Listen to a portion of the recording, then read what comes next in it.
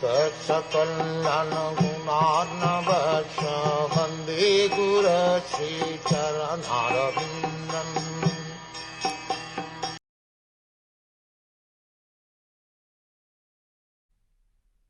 When the Lord displayed his activities just suitable for childhood, he was visible only to the residents of Vrindavan.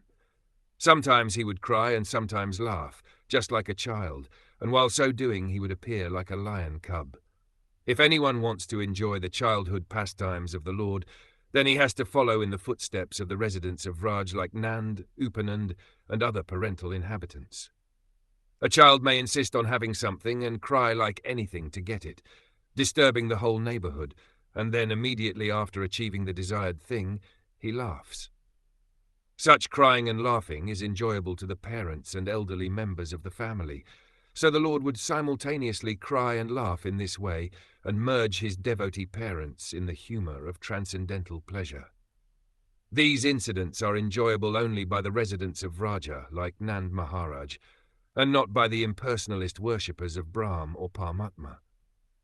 Sometimes, when attacked in the forest by demons, Krishna would appear struck with wonder, but he looked on them like the cub of a lion and killed them.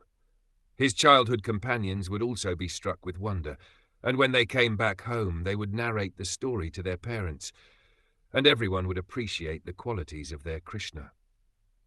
Child Krishna did not belong only to his parents, Nanda and Yashoda. He was the son of all the elderly inhabitants of Vrindavan and the friend of all contemporary boys and girls. Everyone loved Krishna. He was the life and soul of everyone, including the animals, the cows and the calves.